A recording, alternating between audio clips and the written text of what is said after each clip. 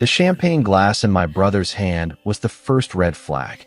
He was laughing, clinking glasses with his wife, standing next to a brand new Mercedes in the driveway. It had been exactly 48 hours since they told the police my niece, Ivy, had run away. You don't toast to a missing child. You don't buy luxury cars when your daughter is gone. That was the moment I knew. They didn't lose her. They got rid of her. Hit like, subscribe for more betrayal stories, and comment your city or country. I wasn't supposed to be home. For the last 3 years, my family thought I was overseas, working private security in the sandbox. They thought I was busy protecting diplomats and oil tycoons, too distracted to check in on things back in Ohio. They didn't know I had sold my firm 2 weeks ago. They didn't know I was standing at the edge of their property line, watching them through the scope of habit, not a rifle, but with the same cold, analytical stare I used in the Rangers. I adjusted the duffel bag on my shoulder. I had come to surprise Ivy. She was the only reason I sent money back home. She was 17, brilliant, and the only innocent thing in a bloodline polluted by greed. My brother, Dominic, and his wife, Eliza, were different. They were people who always wanted more than they earned. I walked up the long driveway. The gravel crunched under my boots, but they didn't hear me over their laughter. Dominic was leaning against a sleek, obsidian black sedan. It still had the dealer plates on it. Eliza was wearing a dress that I knew cost more than their mortgage payment. They looked relieved, light, like a heavy burden had been lifted off their shoulders. Nice ride, I said, my voice low and gravelly. Dominic jumped so hard he nearly dropped his glass. The champagne sloshed over his hand. He spun around, his eyes wide, the color draining from his face instantly. It wasn't the look of a brother seeing a brother. It was the look of a criminal seeing a cop. Mason, he choked out. What? What are you doing here? Surprise, I said, not smiling. I didn't move to hug him. I stood still, my eyes scanning him. Dilated pupils, rapid breathing, sweat beading on his upper lip despite the cool autumn breeze. I thought I'd come see my niece for her birthday next week. Eliza stepped forward, forcing a smile that looked like it hurt her face. Mason, oh my God, you scared us. We didn't know you were stateside.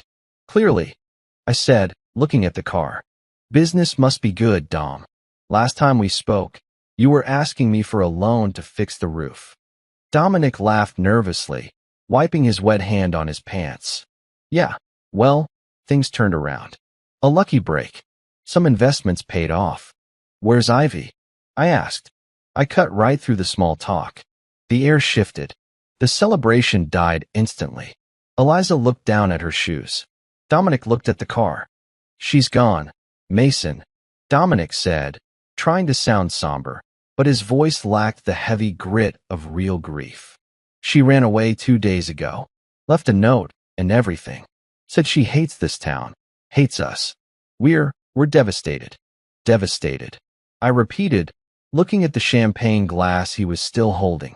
So you're drinking to forget? It's been a hard 2 days, Eliza interjected quickly, her voice shrill. We're just trying to keep our spirits up. You know how hard Ivy has been lately. The rebellion. The boys. We think she went off with some boyfriend from the city. I nodded slowly. In the Rangers, you learn to read people. You learn that grief is messy. Grief is ugly. Grief doesn't care about appearance. But these two? They were too put together. Too clean. Did you call the cops? I asked. Of course, Dominic said quickly. Sheriff Miller took a report. Said they usually come back in a week when the money runs out. There's nothing we can do but wait. Right? Wait. I walked past them toward the house. I'm staying in the guest room until she gets back. Mason, we're really not up for guests, Eliza started, panic rising in her voice. I'm not a guest. I'm family. I didn't wait for permission. I walked into the house. The inside smelled like lavender and bleach. Too much bleach. Like someone had scrubbed the place down recently. I walked into the kitchen and grabbed a glass of water, my senses on high alert. Something was wrong. The energy in the house was off. I looked out the kitchen window, toward the back alley where the large trash bins sat. It was trash day tomorrow. The bins were overflowing. I'm going to unpack, I yelled back to them. But I didn't go upstairs. Instead, I waited until I heard the front door close and their hushed, frantic whispering started in the foyer. I slipped out the back door, silent as a shadow. I walked to the trash cans. If Ivy had run away, she would have packed a bag. She would have taken her essentials. I lifted the lid of the recycling bin. Nothing but bottles. I lifted the lid of the main trash. And there it was. Buried under coffee grounds and empty takeout boxes, I saw a patch of bright purple fabric. I reached in, ignoring the filth, and pulled it out. It was Ivy's backpack, the one I had sent her from Germany last year, the one she took everywhere, the one she said she'd never leave behind. I unzipped it. Her inhaler was still inside. My blood ran cold, then hot. A runaway doesn't leave their bag, and an asthmatic certainly doesn't leave their inhaler. I looked back at the house, at the silhouette of my brother through the window. He wasn't crying. He was pacing, making a phone call. They didn't lose her. They sold her. I gripped the strap of the purple backpack tight in my fist. They thought they were dealing with a rich uncle. They forgot they were dealing with a ranger. The night air felt heavier after finding the backpack. I slipped back into the house through the rear entrance, moving with the practiced silence that had kept me alive in hostile territories. The conversation in the living room had stopped, replaced by the hum of the television. They were trying to act normal. Good. Normal people make mistakes. I went upstairs, bypassing the guest room and heading straight for the end of the hall. Ivy's door was shut. I tried the handle. Locked. Mason. I froze, my hand still on the knob, but didn't turn around immediately. I composed my face into a mask of tired confusion before looking back. Dominic stood at the top of the stairs, a forced casualness in his posture. "What are you doing?" he asked. His voice was tight. "Just wanted to see her room," I said, keeping my tone flat. "Maybe find a clue about where she went." "Sheriff Miller already looked," Dominic said quickly, stepping between me and the door. "He said it's a crime scene. Well, a missing person scene. We shouldn't disturb it. A missing person scene usually involves police tape, Dom. I don't see any tape." He flinched. "Look, Eliza is really upset.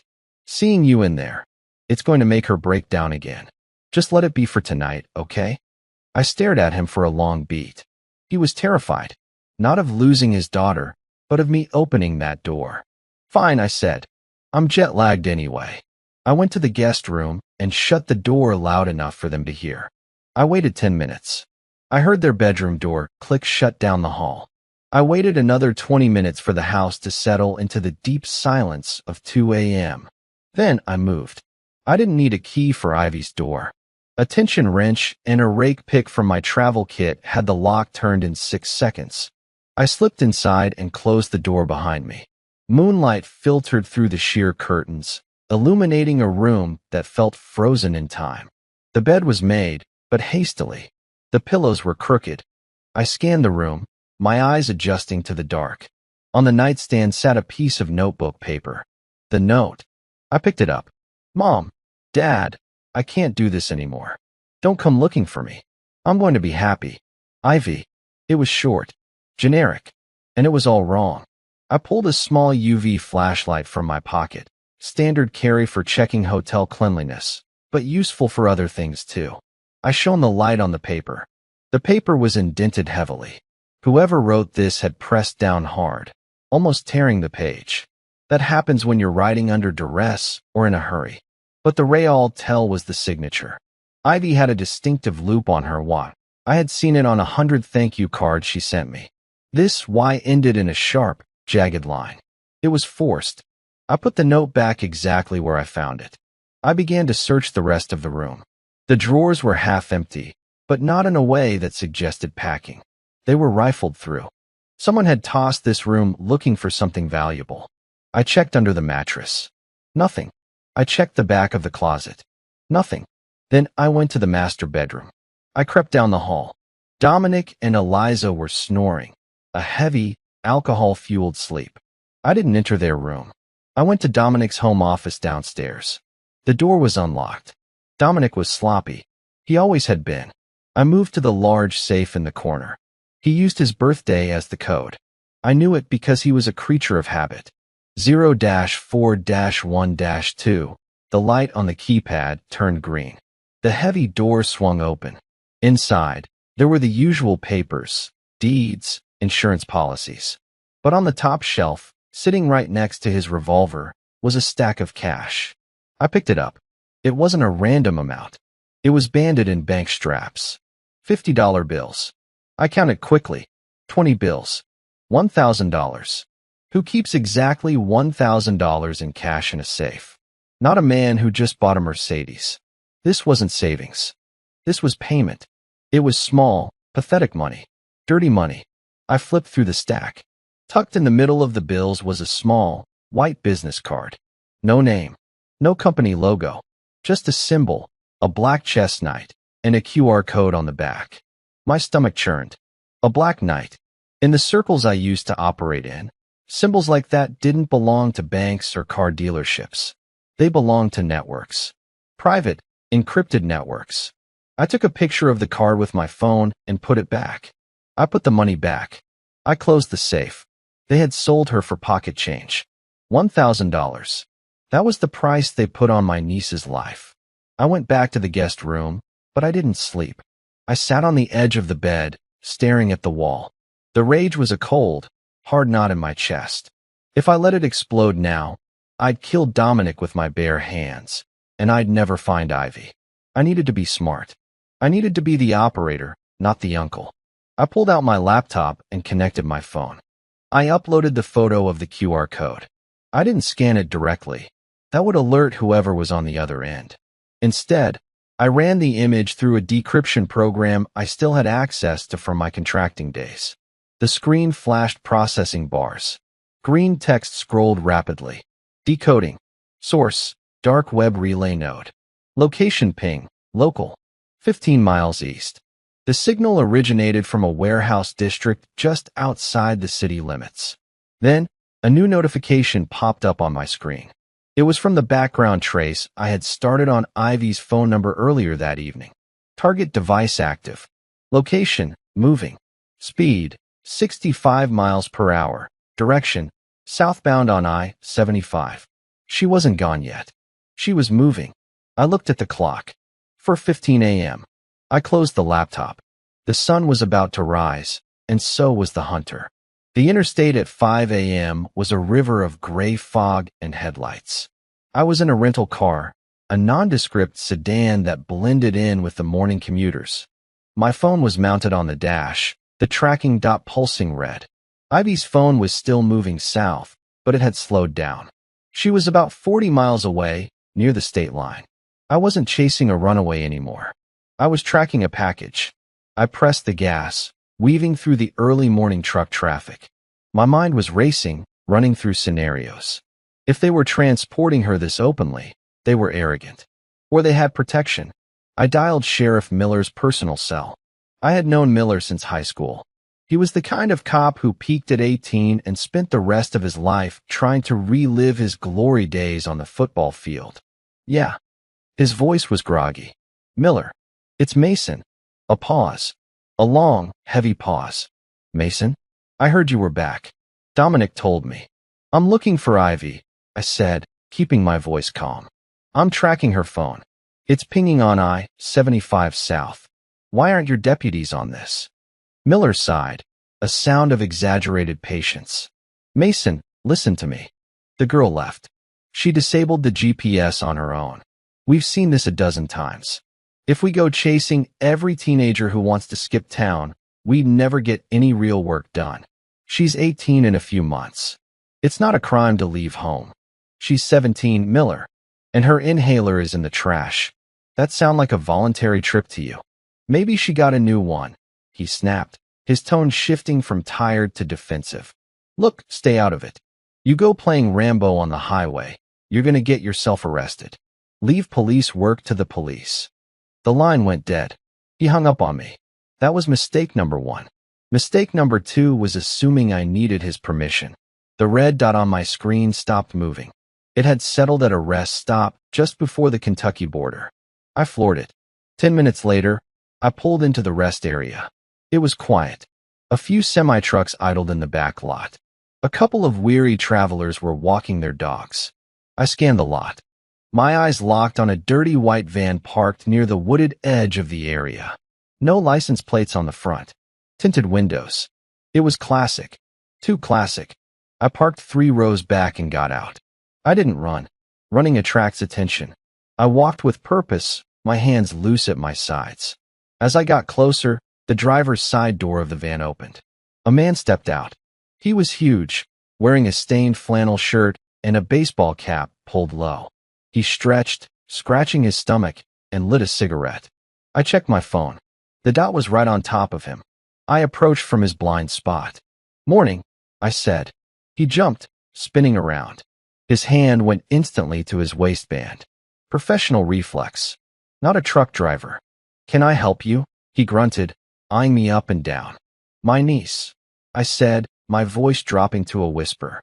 "Her phone is in your van." The man laughed, a wet, ugly sound. "You got the wrong ride, pal. Beat it." "I don't think so." I moved before he could blink. I stepped inside his guard, grabbed his wrist, and twisted. There was a sickening pop as his shoulder dislocated. He tried to scream, but I slammed him face first into the side of the van, pressing my forearm against his throat. "Where is she?" I growled into his ear. "I don't know what you're talking about," he wheezed, spit flying. "I'm just a courier. I pick up phones. Just phones." I froze. "Just phones." I yanked the van door open with my free hand. The back was empty. No cages. No girls. Just a cardboard box sitting on the floor. I tore the box open. Inside were a dozen cell phones, all buzzing and pinging with notifications. Ivy's phone was right on top, its screen cracked. It was a decoy. They had put her phone in this van to lead anyone tracking her in the wrong direction. While I was chasing a courier south, Ivy was being taken somewhere else. Probably hours ago. I shoved the man away. He crumbled to the asphalt, clutching his arm. "Who paid you?" I demanded. "I don't know names," he cried. "Just a drop location. A locker at the bus station downtown. I pick up the phones, drive them south to throw off the GPS, and dump them in a river." I grabbed Ivy's phone. It was the only link I had left. I looked down at the courier. "Get out of here. If I see you again, I break the other arm." He scrambled into the van and peeled out of the lot, tires screeching. I stood there in the cold morning air, holding the cracked phone. I had been outsmarted. They knew someone might track the device. This operation was sophisticated, organized. Dominic and Eliza were too stupid to come up with this. They were pawns. I got back in my car. The anger was gone, replaced by a cold, sharp clarity. The sheriff was blocking me. The parents were lying. The trail was cold. But I had one thing they didn't account for. I knew where the money came from. I drove back north, toward the city. I wasn't going to the police station. I was going back to the house. It was time to stop asking polite questions. It was time to apply pressure until something broke.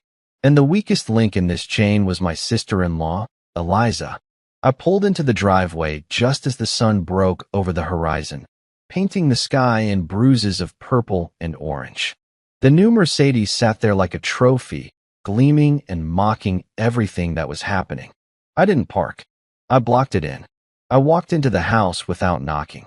Dominic was asleep on the couch, mouth open, a half-empty bottle of scotch on the floor.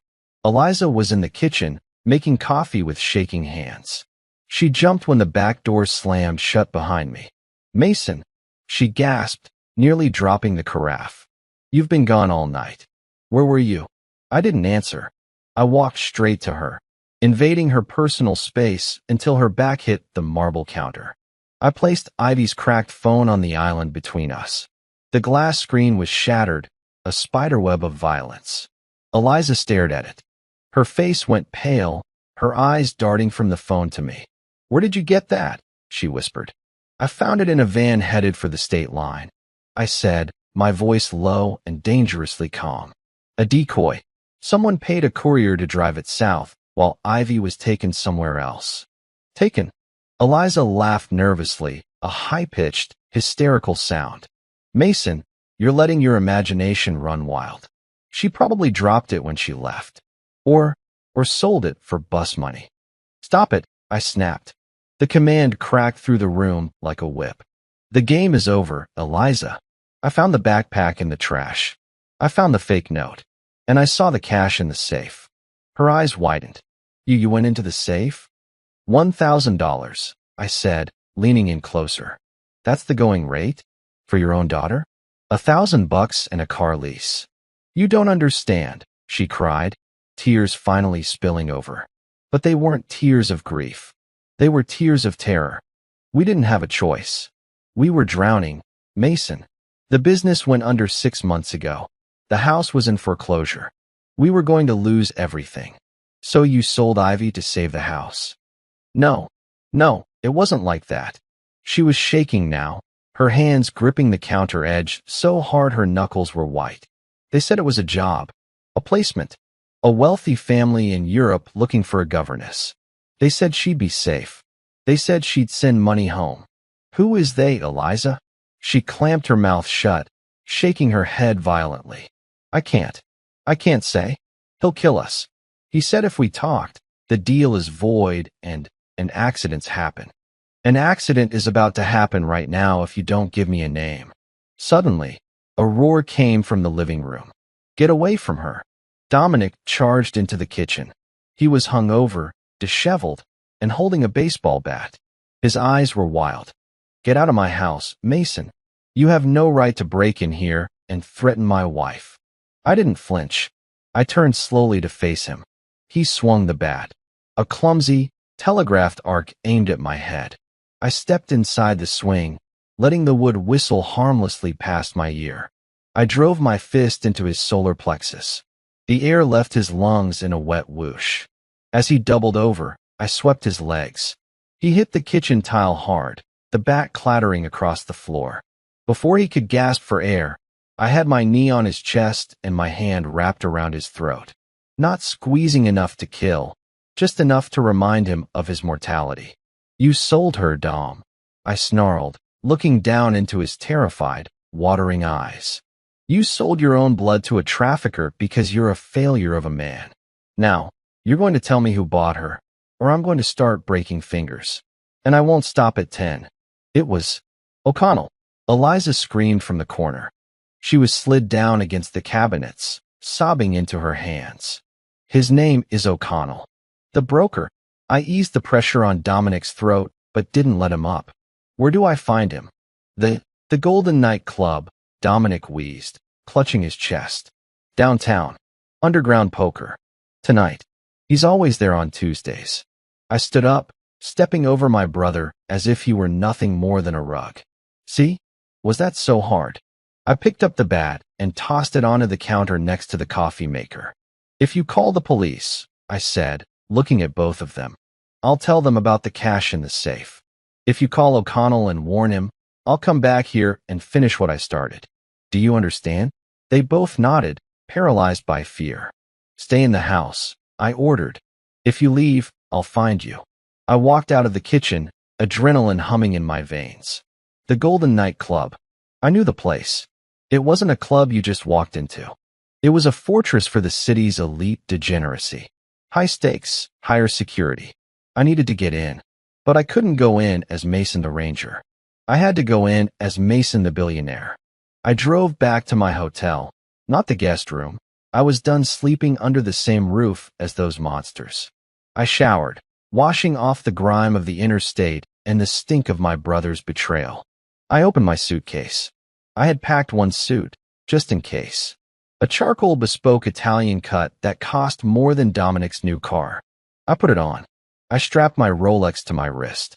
I slicked back my hair. When I looked in the mirror, the soldier was gone. In his place stood a wealthy, arrogant investor. The kind of man who bets houses on a pair of jacks. But underneath the silk and the wool, I strapped a ceramic knife to my ankle. And in my pocket, I placed a small, high-frequency audio jammer. I checked my bank account on my phone. The balance was a string of numbers that commanded respect. Money opens doors that battering rams can't. Tonight, I wasn't going to fight O'Connell. I was going to buy him. I waited until night fell. The city lights flickered on, hiding the sins of the streets. I drove to the warehouse district, to an unmarked steel door in an alleyway guarded by two men who looked like they chewed glass for breakfast. I walked up to them. Private event. The larger one grunted, crossing his arms. I didn't say a word. I pulled a black card from my wallet, the kind made of titanium, invite only, and held it up. It wasn't for this club specifically, but in this world, money recognizes money. I'm looking for a game, I said smoothly. High limit. No cameras.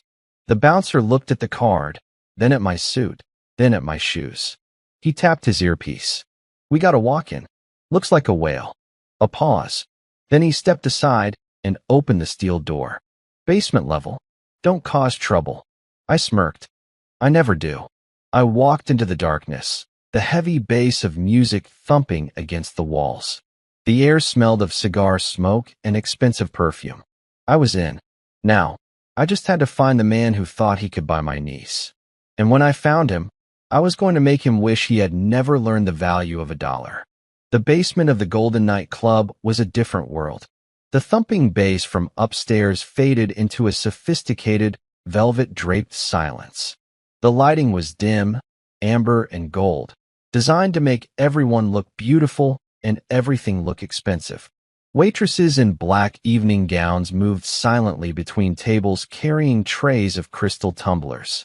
The room was filled with the city's shadow elite, corrupt city councilmen, real estate moguls with blood on their hands, and men who didn't exist on any census. I walked to the bar and ordered a scotch, neat. My eyes scanned the room, looking for the man Dominic had described. O'Connell, the broker. I spotted him at the center table. He was a small man, deceptively harmless looking, wearing a suit that was too shiny and a smile that didn't reach his eyes. He was holding court, laughing as he raked in a massive pot of chips. But what gave him away wasn't his clothes. It was the way the other men at the table looked at him. Fear. Respect. He wasn't just a player, he was the house. I finished my drink and walked over. The game was Texas Hold'em. The buy-in was clearly astronomical. Seat open? I asked, stopping behind an empty chair. O'Connell looked up. His eyes were like shark glass, dead and black. He scanned me, assessing my net worth in a single glance. $50,000 to sit. Minimum bet is $5. I didn't blink. I pulled out my phone and transferred the funds to the house account instantly. The pit boss nodded to O'Connell. Deal him in. O'Connell said, his voice smooth like oil. What's your name, friend? Mason, I said, taking the seat. I didn't offer a last name. I hear you're the man to see if you need specialized acquisitions. The table went quiet for a split second. O'Connell's smile tightened. I'm in imports and exports, Mason. What are you looking to acquire? Let's play a few hands first, I said, picking up my cards. I like to know who I'm doing business with. The game began. I played aggressively. I played recklessly. I wanted them to think I was just another bored rich guy throwing money away. I lost the first 3 hands on purpose, watching O'Connell relax. He thought I was a mark, a fool with deep pockets. You play loose, Mason, O'Connell chuckled, stacking my chips into his pile. You in finance? Something like that, I said. I used to be in security, cleaning up messes. Messy business, he mused. It can be. An hour passed. I let my stack dwindle down to almost nothing. Then, the moment came. I was dealt pocket aces. O'Connell was the dealer. He looked confident. He raised. I pushed my remaining chips into the center. All in. O'Connell laughed. Trying to buy your way back to respectability? I call. He flipped his cards. Kings. The flop came. A king. O'Connell hit his set. The table groaned. Tough luck. O'Connell smirked, reaching for the pot. Turn isn't over, I said calmly. The turn card. An ace. The table gasped. I had hit a higher set. The river was a dud. I won. O'Connell's face went rigid. His eyes narrowed. He didn't like losing, especially not to a stranger. Nice catch, he muttered.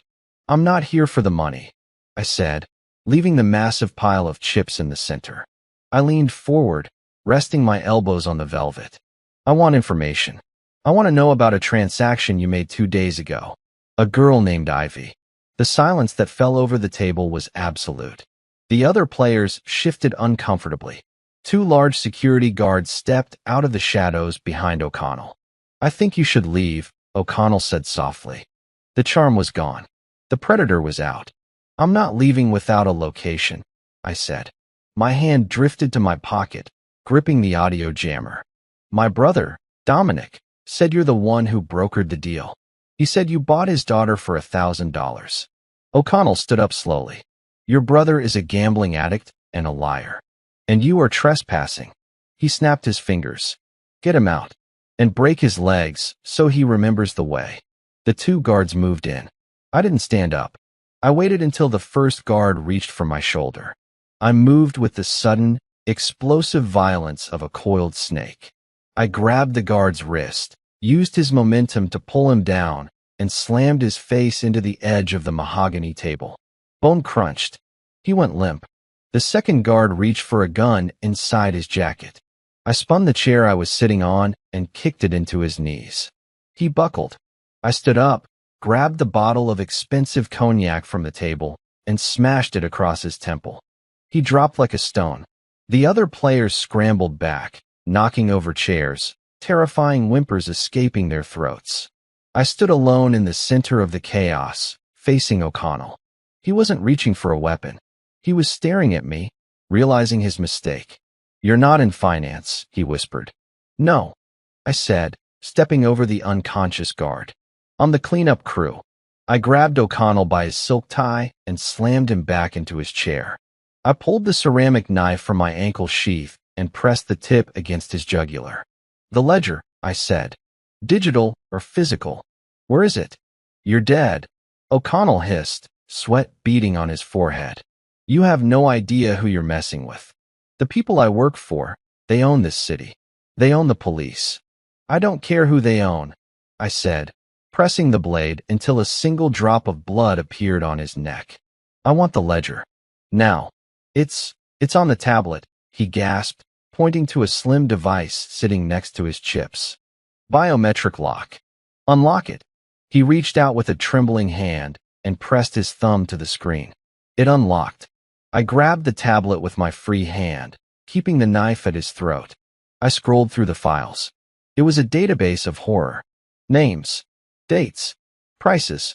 I searched for Dominic. There it was. Transaction number 4092. Asset, Ivy. Seller, Dominic and Eliza. Price, debt forgiveness plus $1,000 cash. And then I saw the destination. Buyer code, Gavel. Location, Estate 4, Black Ridge. Who is Gavel? I demanded. O'Connell laughed, a manic, terrified sound. You're already dead, soldier boy. You think you can go there? Gavel isn't a criminal. Gavel is the law. Who is he? I warred. Judge Julian, he spat. Family court. The man who decides where foster kids go. He takes the pretty ones for himself. Judge Julian. The most powerful judge in the state. The man who was supposed to protect children. My blood turned to ice. This wasn't just a trafficking ring. This was institutional evil. I looked at O'Connell. You're going to jail. But not tonight. I punched him hard in the temple. He slumped over, unconscious. I pocketed the tablet. I heard sirens wailing in the distance. Someone had triggered the silent alarm. The police were coming, and they were on the judge's payroll. I sprinted for the service exit. I had the location. I had the name. The game had changed. I wasn't fighting criminals anymore. I was fighting the system itself, and I was going to burn it down. I burst out of the service exit into the cool night air, the heavy steel door slamming shut behind me. The sirens were getting louder, a chorus of red and blue sweeping toward the front of the club. I didn't run. Running makes you look guilty. I walked briskly to my car, slid inside, and merged into traffic just as 3 police cruisers screeched to a halt at the entrance I had just left. My hands were steady on the wheel, but my mind was a storm. Judge Julian. I knew the name. Everyone did. He was the face of family values in the state. He ran re-election campaigns on cleaning up the streets and protecting the youth. He was untouchable, If I went to the FBI now, with just a stolen tablet and the word of a criminal broker, they'd bury the evidence and me along with it. Julian had friends in high places. I needed undeniable proof. And I needed Ivy. I drove to a safe house I maintained. A small, sterile apartment rented under a shell corporation. It was off the grid. No digital trail linked it to Mason the billionaire or Mason the ranger. I sat at the small kitchen table and opened O'Connell's tablet. The battery was at 40%. I plugged it into my encrypted laptop and began to mirror the hard drive. If they caught me, I needed a backup. I opened the file labeled Gavel. It was worse than I thought. It wasn't just Ivy. There were dozens of entries going back 5 years. Foster kids who ran away. Teenagers from broken homes whose parents were too drugged out or too paid off to care. Julian was running a private collection of human lives under the guise of the foster system. I clicked on the latest entry. Ivy. Status. Processing. Location. Black Ridge Estate. Main house. Processing. The word made me want to vomit. It meant they were breaking her, drugging her, preparing her. I pulled up the satellite imagery of Black Ridge. It was a fortress disguised as a country manor. High walls. Private security patrols. It was located deep in the mountains, isolated, with only one road in and out. I zoomed in on the perimeter. Thermal cameras, motion sensors, and armed guards. Not police, private contractors, mercenaries, men who killed for a paycheck and asked no questions. I couldn't just walk in. I couldn't bribe my way in. This required a different kind of currency. I opened my travel case, the one I had checked under a special diplomatic permit. Inside was the gear I hoped I'd never have to use again. A suppressed Sig Sauer P226, a combat knife, flashbangs, night vision goggles, and a signal jammer capable of blacking out a city block. I stripped off the expensive Italian suit. It lay in a heap on the floor, looking like a discarded skin. I pulled on black tactical pants, combat boots, and a tight-fitting thermal shirt. I strapped on the body armor. I wasn't a businessman anymore. I wasn't an uncle. I was a weapon. I looked at the clock. 2 a.m. The human body is at its weakest between 3 o'clock and 4 a.m. Circadian rhythms dip. Guards get tired. Eyes get heavy. That was my window. I packed the gear into the trunk of the rental. Before I left, I made one phone call. Not to the police. Not to Dominic. I called an old contact from my unit. A guy named Ghost who worked in cyber intelligence at the Pentagon. This is a burn line, Ghost said instantly. Make it quick. I'm sending you a data packet, I said. Encrypted. Don't open it yet. If I don't check in by 0600 hours, release it to every major news outlet and federal agency in the country. Bypass the local field office. What's in the packet, Mason? The end of a career. And probably the end of my life if I screw this up. Understood. Good hunting. The line went dead. I drove toward the mountains. The city lights faded in the rearview mirror, replaced by the crushing darkness of the winding forest roads. The road to Black Ridge was steep and treacherous. I killed the headlights 2 miles out. I drove by moonlight, using night vision goggles to navigate the twists and turns. I couldn't risk the guards seeing the light approach. I parked the car in a dense thicket of pines, covered it with a camouflage tarp, and continued on foot. The air was thin and cold. The silence was absolute, broken only by the crunch of pine needles under my boots. I reached the perimeter fence. It was 12 feet high, topped with razor wire. I scanned it with a frequency detector. Electrified. I found a junction box 50 yards down the line. I opened it and attached a bypass clip. I didn't cut the power. That would trigger an alarm. I created a loop, tricking the system into thinking the circuit was complete while I cut a hole in the fence large enough to slide through. I was inside. The estate sprawled before me. The main house was a monstrosity of stone and glass, lit up like a castle. I could see shadows moving in the windows. I crept through the shadows of the landscaped gardens, moving from tree to tree. I watched the patrol patterns. 2 guards walked the perimeter every 10 minutes. They were sloppy, talking, smoking. They weren't expecting an assault. They were expecting scared teenagers trying to run away, not a ranger coming in. I reached the side of the garage. I needed to disable the communications before I breached the house. If they called for backup, I'd be outnumbered 10 to 1. I located the external utility line. I planted the signal jammer and set the timer. 10 minutes. In 10 minutes, every phone, radio, and internet connection in this house would die. They would be blind and deaf. I checked my weapon. One in the chamber. I moved toward the back entrance, near the kitchen. I peered through the window. A maid was washing dishes. A guard sat at the table, eating a sandwich, his rifle leaning against the wall. I took a deep breath.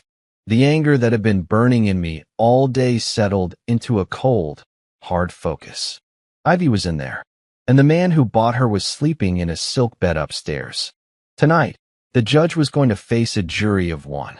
The signal jammer activated with a silent electromagnetic pulse that only I could feel through the small indicator light on my wrist. Every communication device inside the estate was now dead. No calls out. No alarms to the outside world. They were isolated. I waited for the guard to finish his sandwich. He stood up, stretched, and walked toward the hallway, leaving his rifle behind. Amateur mistake. I slipped through the unlocked kitchen door while the maid had her back turned, focused on the sink. The kitchen smelled like rosemary and roasted meat. Marble countertops. Imported tile. Blood money decorated every surface. I moved through the shadows of the butler's pantry and into the main hall. The house was massive, designed to intimidate. Grand staircase. Oil paintings of dead men in gilded frames. Chandeliers that cost more than most people earned in a lifetime. I could hear voices upstairs. Male laughter. The clinking of glasses. My jaw tightened. They were celebrating. I moved toward the staircase, but stopped. A security office door was cracked open to my left. I peered inside. 2 guards sat in front of a wall of monitors, watching the feeds from every camera on the property. One was asleep, head tilted back, snoring softly. The other was scrolling through his phone, frustrated that he had no signal. I slipped inside. The awake guard sensed movement and turned.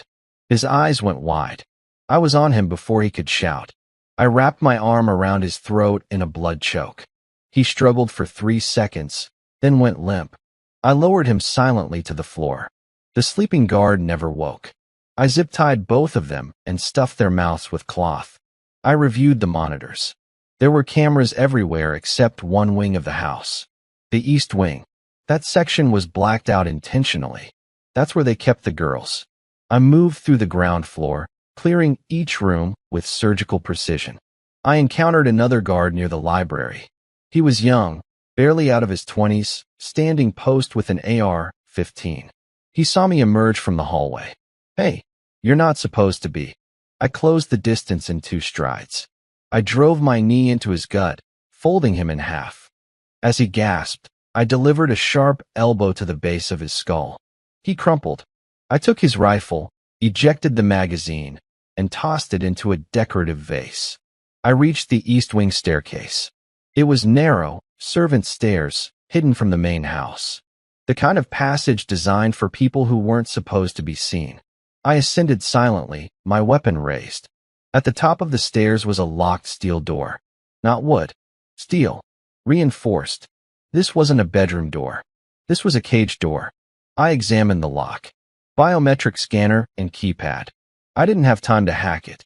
I reached into my vest and pulled out a small shaped charge. Just enough C4 to blow the locking mechanism without bringing down the wall. I placed it carefully, set the timer for 5 seconds, and moved back down 3 steps. The explosion was a muffled thump. The door sagged on its hinges. I kicked it open. The hallway beyond was sterile and cold. White walls. Fluorescent lights. It looked like a hospital wing, but the smell was wrong. Antiseptic mixed with fear. There were 6 doors, 3 on each side, all locked from the outside. I moved to the first door and opened it. A girl, maybe 16, was curled on a cot, staring at the wall. She flinched when she saw me, covering her face. "I'm not here to hurt you," I said softly. "I'm getting you out." She didn't respond. Her eyes were hollow. Broken. I moved to the next door. Empty. The third door. Another girl, older, maybe 19. She looked at me with dead eyes. Where's Ivy? I asked. Brown hair, 17, just brought in 2 days ago. The girl pointed weakly toward the last door at the end of the hall. I ran to it. I threw the bolt and shoved the door open. Ivy was sitting on the edge of a metal cot, wearing a plain gray dress that wasn't hers. Her hair was tangled. Her face was pale. But when she saw me, recognition flared in her eyes. Uncle Mason? Her voice cracked, disbelieving, like she thought I was a hallucination. It's me, kid, I said, kneeling in front of her. Relief crashed over me so hard I almost couldn't breathe. I'm getting you out of here. She threw her arms around me and sobbed into my shoulder. Her whole body shook. I held her, feeling the weight of every second I'd lost, every moment she'd been trapped here. Did they hurt you? I asked quietly. She shook her head. They were going to. Tomorrow. The judge said I needed to be prepared first. Her voice was barely a whisper. White-hot rage exploded behind my eyes. I pulled back and looked at her. Can you walk? She nodded. Good. Stay close to me. I led her out into the hallway. The other girls were staring at us from their open doorways, hope flickering in their faces for the first time in who knew how long. Everyone who can walk, follow me, I said. Stay quiet. Stay together. 4 girls stumbled out into the hallway. The other 2 were too sedated or too traumatized to move. I'd have to come back for them. We moved down the servant stairs. I was leading 5 terrified girls through a house full of armed men. This was the most dangerous part. If we were spotted, it would turn into a bloodbath. We reached the ground floor. I peered around the corner. Clear. But then I heard footsteps. Heavy boots. Multiple sets. Lockdown breach. East wing. A voice barked from a radio. They'd found the blown door. The alarm system inside the house started wailing. A piercing shriek that made the girls whimper. Run, I said. Kitchen exit. Go now. They ran. I turned and raised my weapon. 3 guards rounded the corner, rifles up. I fired. Suppressed rounds punched through the first guard's shoulder. He spun and fell. The second guard returned fire. Bullets tore through the drywall next to my head. I dropped to one knee and put 2 rounds center mass. He went down. The third guard hesitated. That hesitation cost him. I shot him in the leg. He collapsed, screaming. I didn't kill them. I didn't have to. They were just hired muscle. But the man upstairs? He was the one who deserved everything I had left. I sprinted after the girls. They were already outside, running across the lawn toward the tree line. Ivy was helping one of the younger girls who could barely stand. I heard a door slam open behind me. I turned. Judge Julian stood on the back terrace in a silk robe, a revolver in his hand. His face was twisted in fury. You have no idea what you've done, he screamed. I own this state. You're a dead man. I raised my weapon and aimed it at his chest. No, I said coldly. You're finished. I didn't fire. I lowered the gun. Killing him would make him a martyr. I needed him alive. I needed him to stand trial in front of the world. I turned and ran. Behind me, Julian fired wildly. Bullets zipped past, hitting trees and dirt. He was a terrible shot. I reached the tree line and grabbed Ivy's hand. Keep moving. Don't stop. We crashed through the forest. Branches tore at our clothes. The girls were gasping, crying, but they didn't stop. They ran like their lives depended on it. Because they did. We reached my car. I tore off the tarp, threw open the doors, and crammed everyone inside. Hold on, I said. I gunned the engine and tore down the mountain road, headlights blazing, no longer caring who saw us. In the rearview mirror, I saw the estate burning. Not literally, not yet, but it was burning in every way that mattered. The evidence was uploaded. Ghost had the files. By sunrise, every news outlet in America would have Judge Julian's ledger.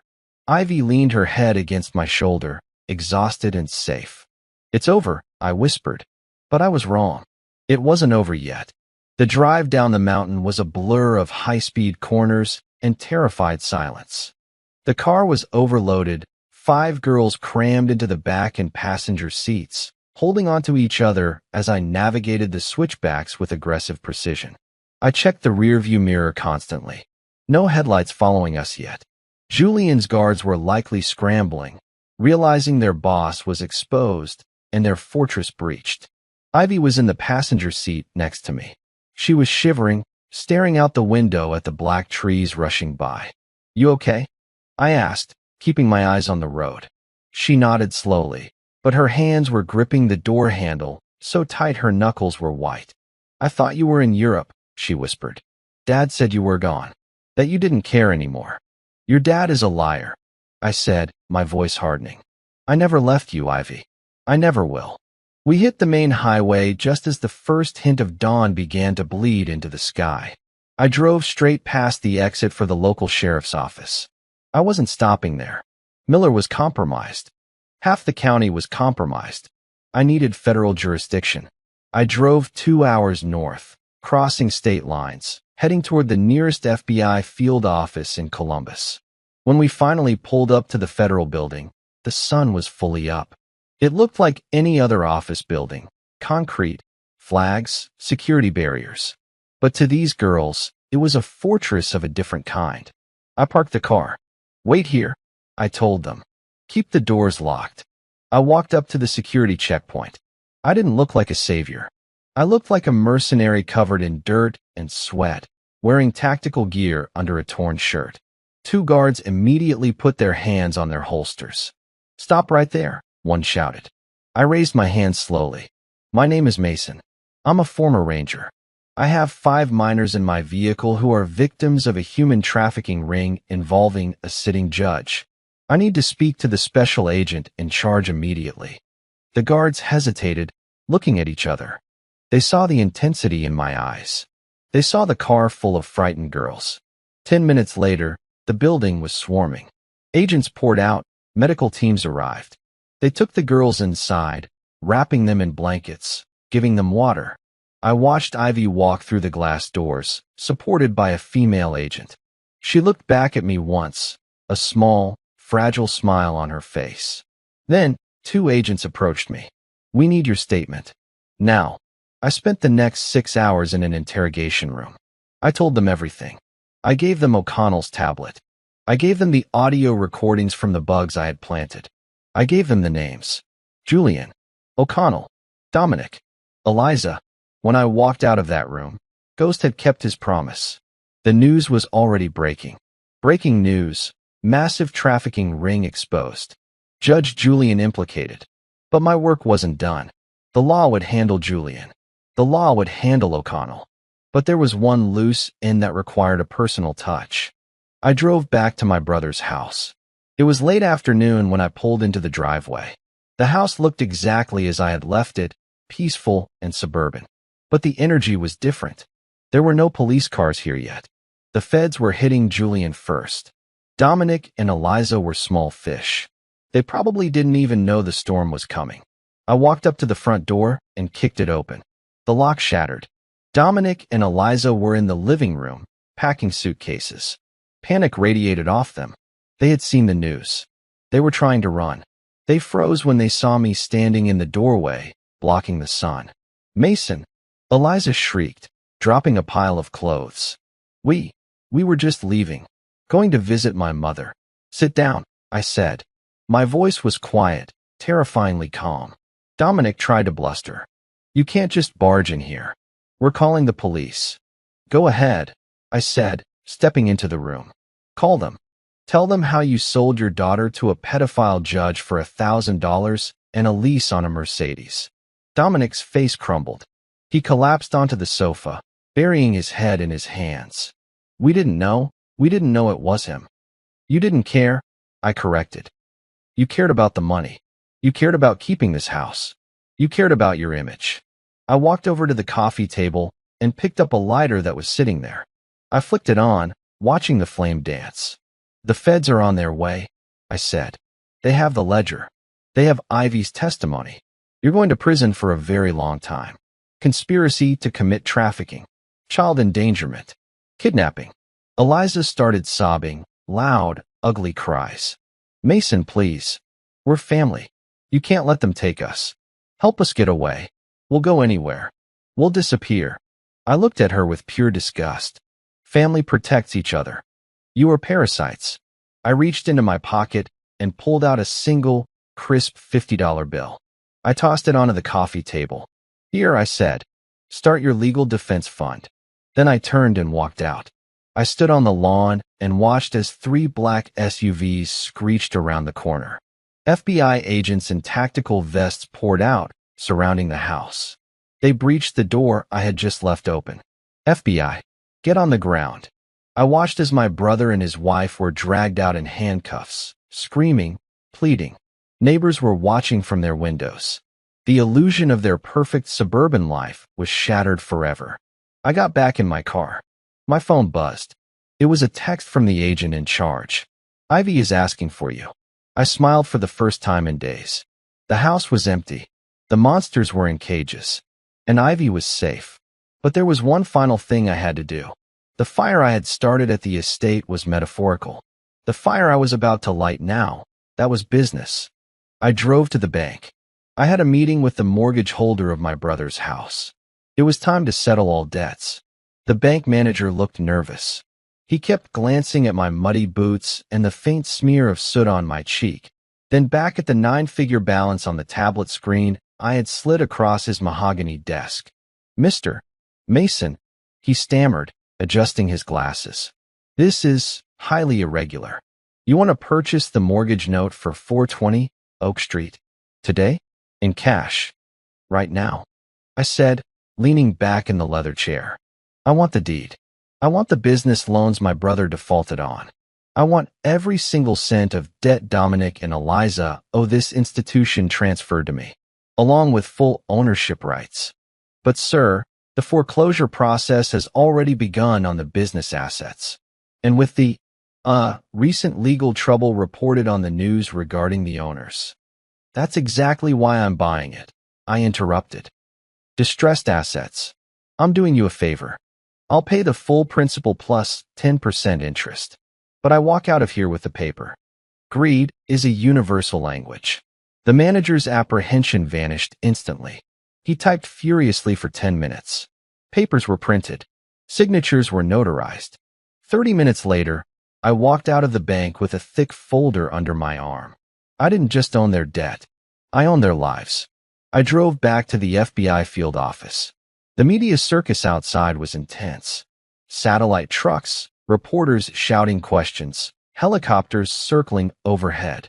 The fall of Judge Julian was the biggest story in the country. They were calling it the Black Ridge Scandal. I bypassed the press, flashing a temporary clearance badge Ghost had arranged for me. I found Ivy in a quiet interview room in the back, sitting with a child psychologist. She looked cleaner, wearing fresh clothes the agents had provided, a simple hoodie and jeans.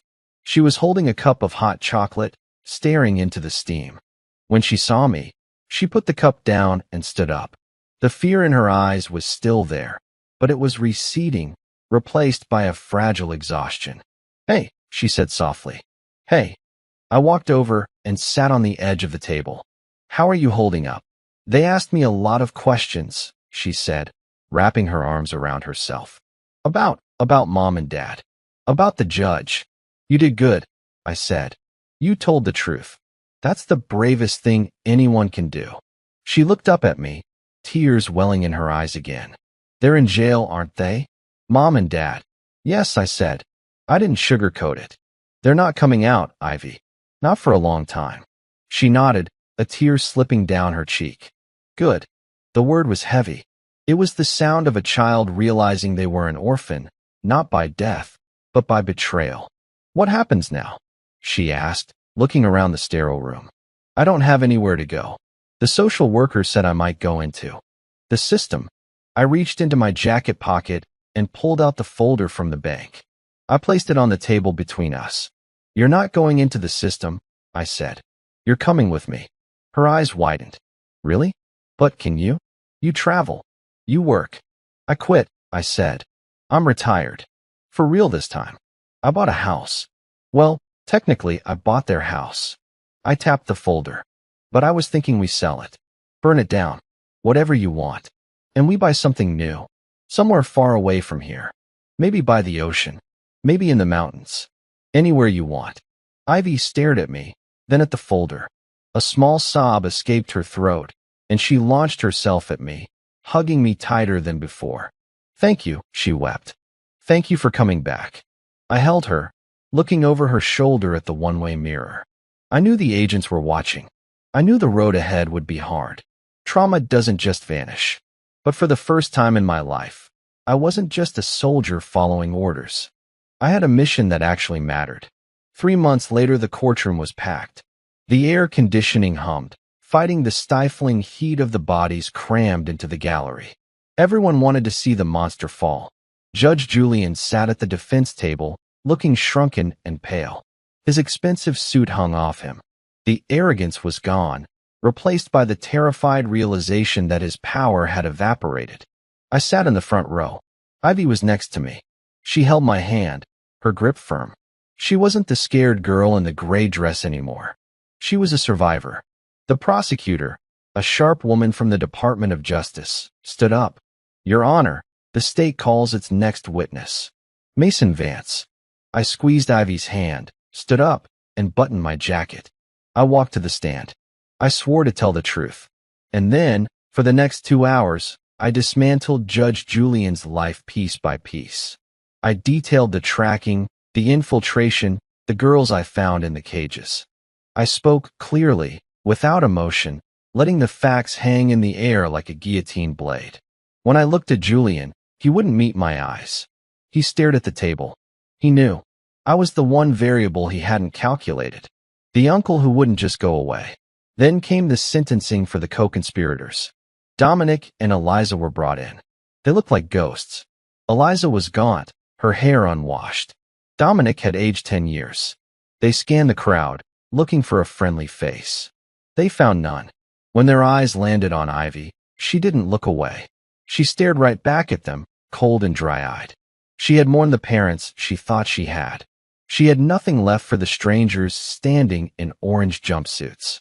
The judge, a new one, brought in from 3 counties over, read the verdict. Guilty on all counts. Life in prison without parole for Julian. 25 years for Dominic and Eliza. As the bailiffs moved to cuff them and drag them out, Dominic shouted, Mason, Mason, wait. The house. The assets. You can't let the bank take everything. It's our legacy for Ivy. I stood up slowly. The courtroom went quiet. The bank didn't take it, Dom. I said loud enough for everyone to hear. I did. Dominic froze.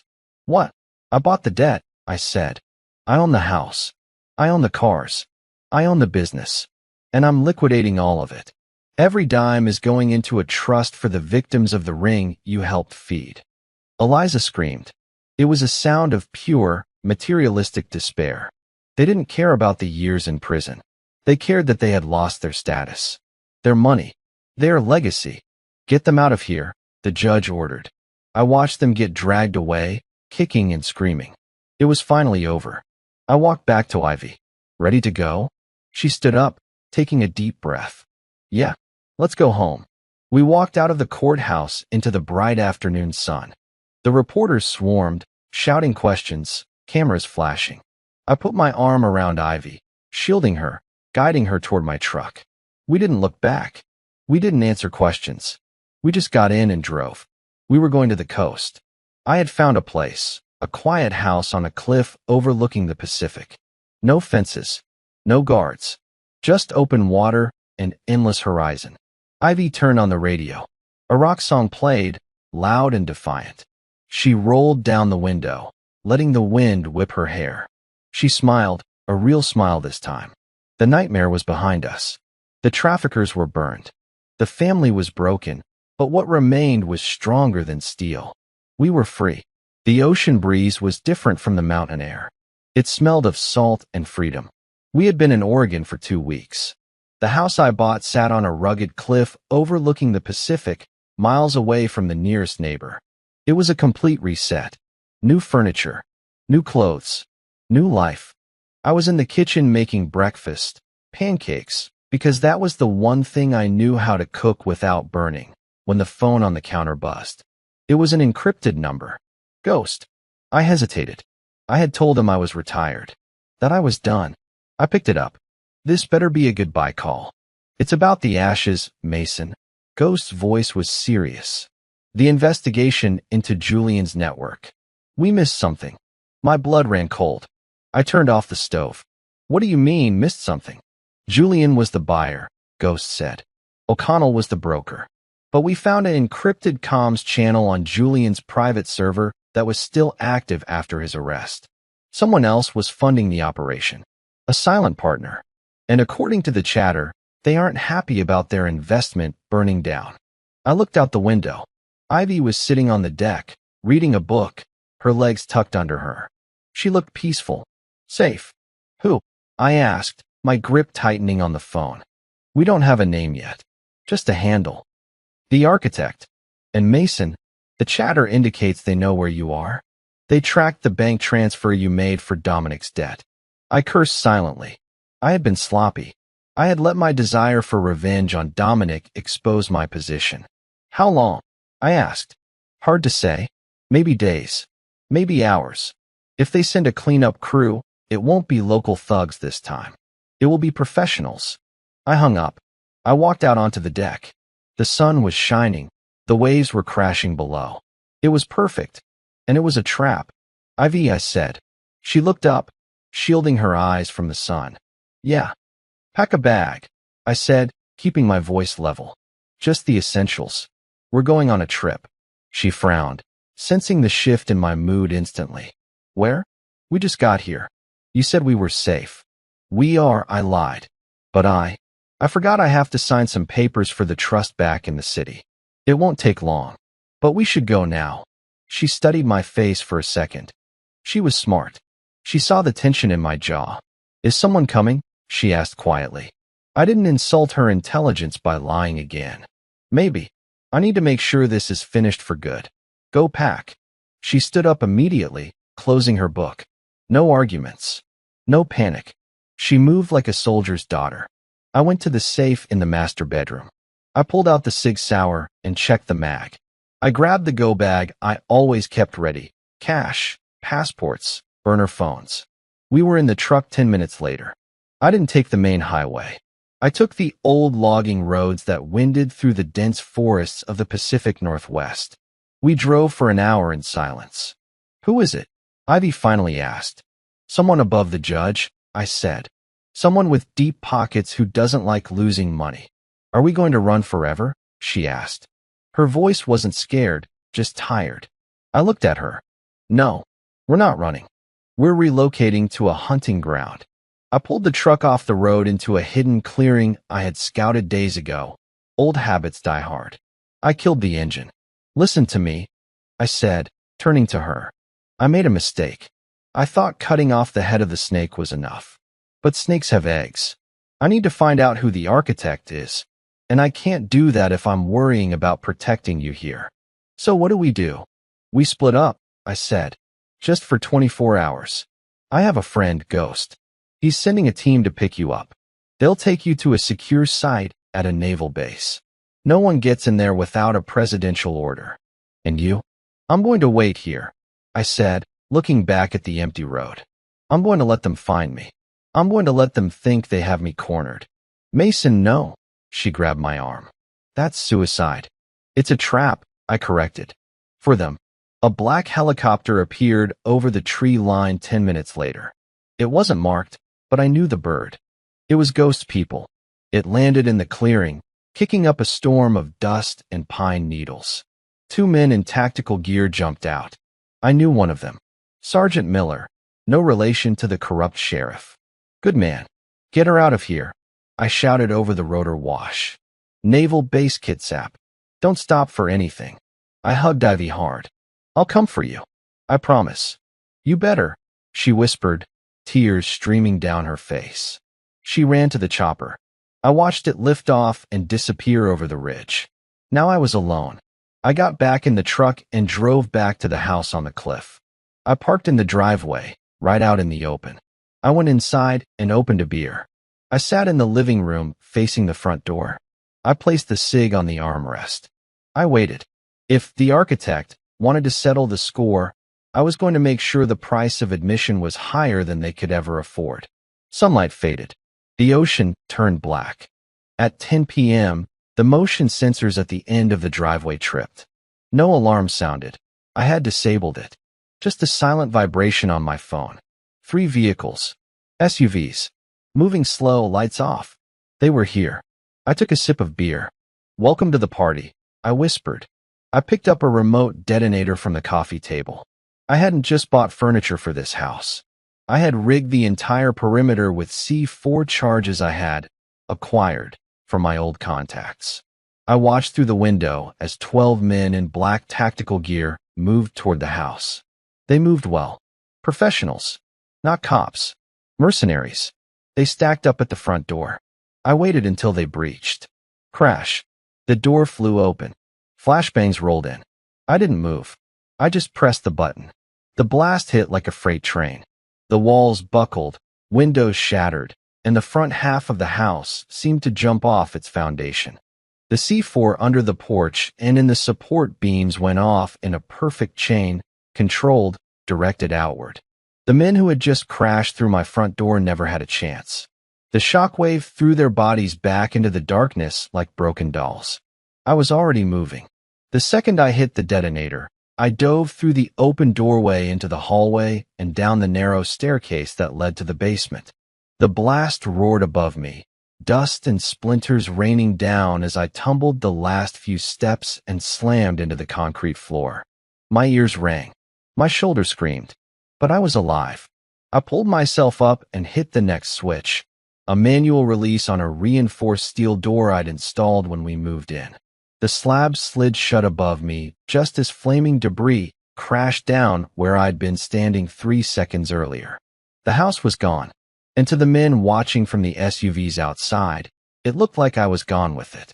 I followed the emergency lights down the tight, concrete tunnel that ran under the property line, dug into the cliff. It ended at a rusted metal hatch that opened out to a narrow ledge halfway down the rock face. I pushed it open and stepped out into the cold night air. The Pacific roared below. Above me, the remains of the house burned against the sky, bright and furious.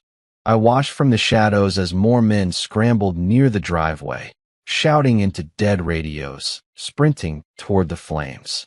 They were confused. They were angry, but they weren't looking down. From their point of view, the mission was a mess.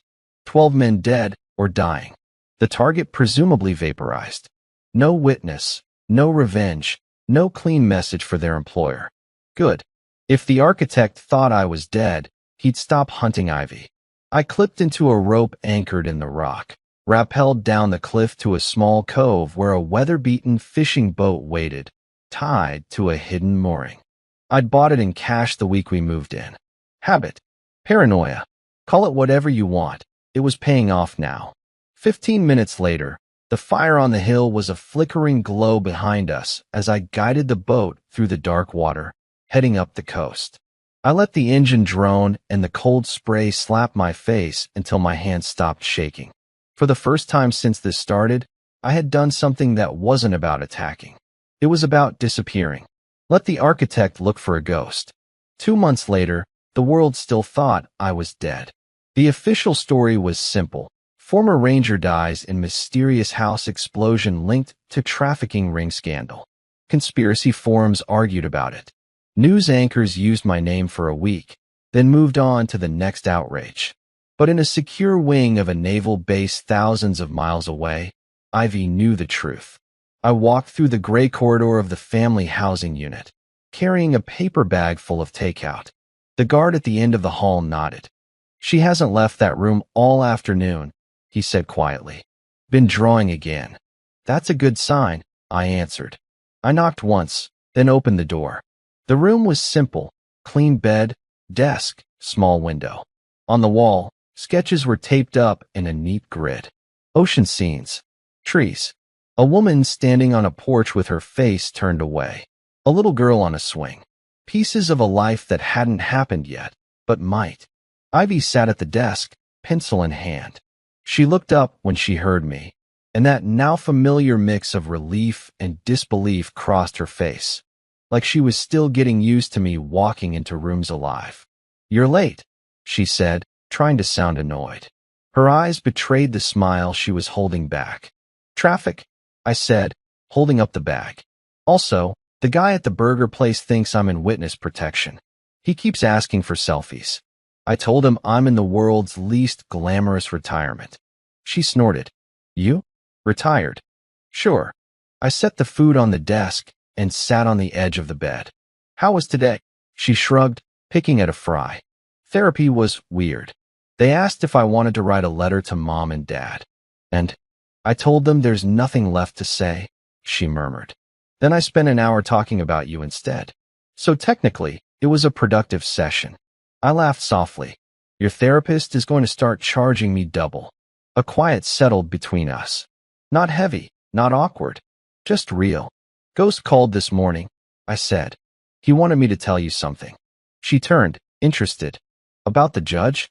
Or O'Connell?" "Neither," I said. "About the architect." Her expression hardened. That name had become a shadow in the room, something we didn't talk about often, but both felt. "They find him?" she asked. "Yeah." I nodded. "One of the men who came to the house the night of the explosion lived long enough to talk." Between his statement and the bank trails, they traced the money back to a holding company. That led to a board. And at the top of that board, a man named Victor. "Who is he?" Ivy's voice was flat. "A billionaire investment guy," I said. "Charity galas. Speeches about children's futures."